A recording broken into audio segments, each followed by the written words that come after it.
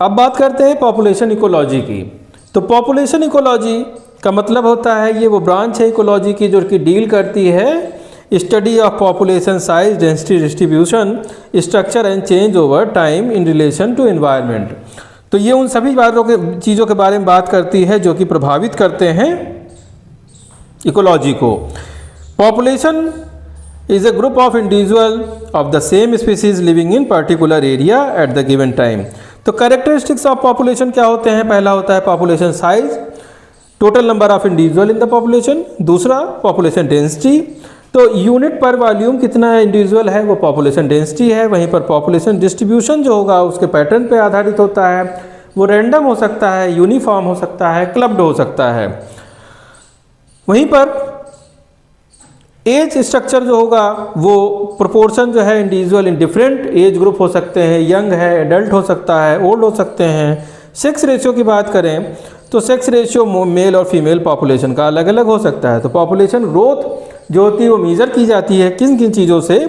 तो mortality, death rate, natality, birth rate, emigration और immigration. तो emigration का मतलब हुआ exit of individual, immigration का मतलब हुआ एंट्री ऑफ इंडिविजुअल। तो पॉपुलेशन ग्रोथ हमारी ये सब बहुत बेसिक चीज़ें हैं, हम समझते हैं, इसलिए इसमें हम इसको आगे स्किप करते हैं। तो टाइप ऑफ पॉपुलेशन ग्रोथ होती है, एक्सपोनेंशियल ग्रोथ कर्व होता है, जे शेप्ड होता है जब रिसोर्सेज अनलिमिटेड होते हैं, लॉजिस्टिक ग्रोथ कर्व होगा जब हमारे जो रिसोर्सेज होंगे लिमिटेड होंगे, यहाँ पर एस शेप्ड कर्व पाया जाता है। और जो कंट्रोल करता है उसको कहते हैं कैरिंग कैपेसिटी। कैरिंग कैपेसिटी को हम लोग कैसे जानते हैं? पॉपुलेशन रेगुलेशन जो होता है डेंसिटी डिपेंडेंट फैक्टर होता है, यहाँ पे कंपटीशन, प्रीडेशन या डिजीज़, ये सभी जो पॉपुलेशन होती है उसको कंट्रोल करने का काम करते हैं। डेंसिटी इंडिपेंडेंट फैक्टर होते हैं क्लाइमेट, फ्लड और ड्रॉट। तो जो पॉपुलेशन इकोलॉजी है वो हेल्प करती है वाइल्ड लाइफ मैनेजमेंट में, कंजर्वेशन ऑफ बायोलॉजी में, ह्यूमन पॉपुलेशन प्रॉब्लम को सॉल्व करने में, स्पीसीज के सर्वाइवल और एक्सटिंक्शन में भी ये काम आता है, इसकी स्टडी की जाती है। वहीं पर कैरेक्टरिस्टिक्स ऑफ पॉपुलेशन क्या क्या होते हैं? तो पॉपुलेशन के पास सर्टेन इकोलॉजिकल कैरेक्टर होते हैं जो कि हेल्प करता है अंडरस्टैंडिंग में स्ट्रक्चर, ग्रोथ और डायनेमिक्स को। यहाँ पर जो पॉपुलेशन है, पॉपुलेशन साइज है वो total number of individual of species हैं given area at a time, किसी भी समय पर कितने इंडिविजुअल वहाँ पर प्रेजेंट हैं। दूसरा है population density, per unit area में निकाली जाती है, number of individual divided by area. Population distribution जो है वो हम लोगों ने बात की कि क्लम्ड, यूनिफॉर्म या रैंडम हो सकता है। एज ग्रुप भी, age group and sex group. अगला जो पॉपुलेशन डेंसिटी है उसका जो फार्मूला होता है वो ए नंबर ऑफ इंडिविजुअल और एरिया या वॉल्यूम से इसको हम लोग क्या करते हैं, डिवाइड कर देते हैं। एग्जाम्पल के लिए अगर 100 डियर 10 किलोमीटर की रेंज में रह रहे हैं तो इसका मतलब हुआ जब हम लोग इसको डिवाइड करेंगे तो हमें पता चलेगा कि 10 डियर जो हैं वो पर यूनिट एरिया में रह रहा है।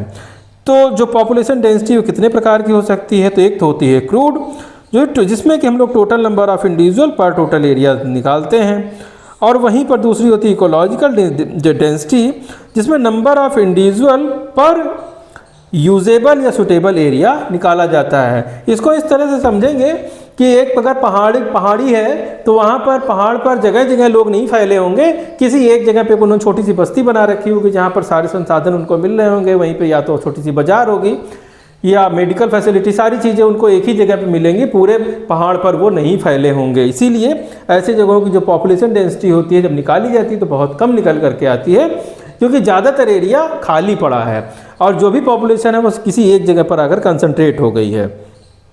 तो ये हमारी एक प्रकार से इकोलॉजिकल डेंसिटी है।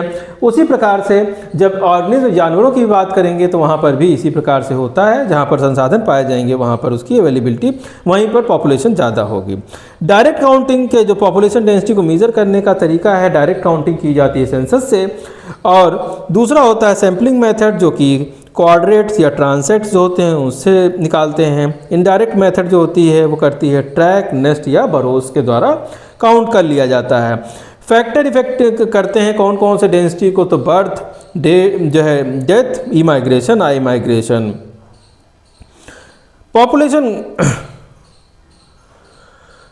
पॉपुलेशन ग्रोथ कर्व के लिए हम लोग जो logistic growth curve S shape का कर्व हमें प्राप्त होता है, उसके लिए इक्वेशन जो होती है वो हमारी होती है dN/dt is equal to R n और यहाँ पर K माइनस n/K। इस फार्मूले से इसको कैलकुलेट किया जाता है। इसके बाद पॉपुलेशन रेगुलेशन जो होता है, पॉपुलेशन रेगुलेशन जो होगा, ये प्रकार के नेचुरल मैकेनिज्म है, इन्वायरमेंटल फैक्टर्स के अंदर इन्वॉल्व होते हैं, पॉपुलेशन को मेंटेन करते हैं। एक जगह के में कितने ऑर्गेनिज्म रह सकते हैं वो वहाँ की कैरिंग कैपेसिटी कहलाती है उस इन्वायरमेंट की। कौन कौन से फैक्टर होते हैं, तो डेंसिटी डिपेंडेंट फैक्टर होता है। यहाँ पर पॉपुलेशन में कंपटीशन फूड के लिए, स्पेस के लिए और शेल्टर के लिए होता है, प्रीडेशन होता है, डिजीज़ होती है और पैरासाइटिज्म होता है। तो ऐसी एक बीमारी ऐसी भी हो सकती है बहुत तेज़ी से फैले, किसी डेंस पॉपुलेशन में तो बहुत ज़्यादा नुकसान पहुंचा सकती है। Density dependent factor, independent factor में जैसा कि फ्लड, ड्रॉट या स्टॉर्म हो सकते हैं। तो कैरिंग कैपेसिटी वो है जिसमें कि मैक्सिमम पॉपुलेशन साइज जो है रह सकता है किसी इन्वायरमेंट में और जिसको कि वो सस्टेनेबली जो है सपोर्ट कर सके, उतना वो बना रहे, मेंटेन रहे। पॉपुलेशन जब पहुंचती है कैरिंग कैपेसिटी के पास तो जो ग्रोथ का कर्व होता है वो डाउन होने लगता है। इसका मतलब उसके बाद वो ग्रोथ उसमें नहीं होगी, वो बढ़ेगा नहीं, वहाँ पर आकर के मॉर्टेलिटी नेटेलिटी लगभग बराबर होने शुरू हो जाएगी। तो इससे जो है इकोलॉजिकल बैलेंस बनता है, ओवर पॉपुलेशन कम होती है और सस्टेनेबल यूज़ हो सकता है संसाधनों का, लंबे समय तक का किया जा सकता है। तो बहुत सारी लाइफ जो है स्ट्रेटजीज़ जो है यूज़ की जाती हैं इसमें। तो एक होती है लाइफ हिस्ट्री स्ट्रेटजीज़ में आर सेलेक्टेड स्ट्रेटजी, जिसको हम लोग बोलते हैं कि ये होती है अनस्टेबल अनप्रिडिक्टेबल इन्वायरमेंट के लिए। यहाँ पर प्रोड्यूस होते हैं बहुत सारे छोटे ऑफस्प्रिंग, बहुत ज़्यादा प्रोडक्शन होता है और यहाँ पर लिटिल या नो पेरेंटल केयर होती है, हाई मोर्टेलिटी रेट होती है। इसका एग्जांपल हम लोग समझें जैसे बैक्टीरिया है, इंसेक्ट हैं, फिश है, वीड्स हैं, तो ये सब आर सेलेक्टेड स्पीसीज़ के अंतर्गत होती हैं, जहाँ पर जी ये सारे कैरेक्टरिस्टिक्स वो देखने को मिलते हैं कि मॉर्टेलिटी रेट भी हाई है। लिटिल जो फिशेस होती हैं 60,000 एग्स तक एक बार में देती हैं, लेकिन किसी पेरेंटल केयर के ना होने की वजह से सारी की सारी सर्वाइव नहीं करती हैं। अर्ली प्रोडक्शन, ढेर सारा प्रोडक्शन होता है, पेरेंटल केयर नहीं होती, मॉर्टेलिटी रेट ज़्यादा होता है और स्मॉल ऑफस्प्रिंग में ये सारी चीज़ें पाई जाती हैं। के सेलेक्टेड स्पीसीज जो होती हैं वो स्टेबल होती हैं, इन्वायरमेंट में कम संख्या में होती हैं, लार्ज बड़ी ऑफस्प्रिंग होती हैं, रिप्रोडक्शन का पीरियड लेट होता है, हाई जो है पेरेंटल केयर होता है, मॉर्टेलिटी इसकी कम होती है, पॉपुलेशन साइज जो होता है कैरिंग कैपेसिटी के आसपास होता है, तो बहुत ज़्यादा न घटती हैं न बढ़ती हैं। तो जैसे कि human, elephant, bird, large mammal जो होते हैं वो इसके अंतर्गत आते हैं। इसके बाद मेटा पॉपुलेशन, डीम्स और डिस्पर्सल।